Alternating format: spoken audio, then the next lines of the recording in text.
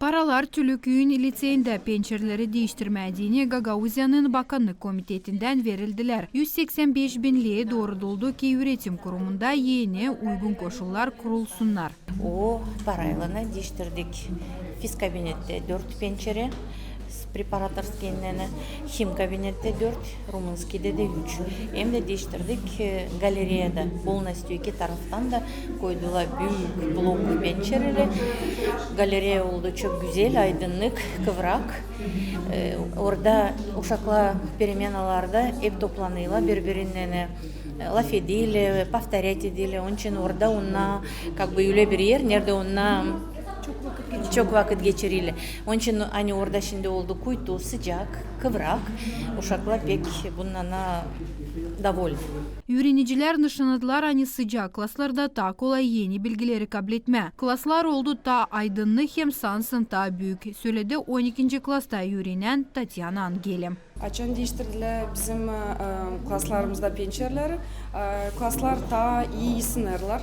Ta güneşli, ta güzel bakma, mayıl olarsın bakma, pençerle mayıl olarsın bakma, ne kadar güzel, açık, beyaz oldu klaslar. Çok memnunum. Hani bizim şkolada bile güzel, yer günden daha güzel olur bizim şkolamız. Can bizim kabinete değiştirdi pençeler başka türlü oldu işleme kabinet içinde daha kolay hem bizim işimiz de ilerledi. Niçin ki göreriz hani bize yaparlar neyse biz de savaşırız kendi kuvvetimizle göstermeye.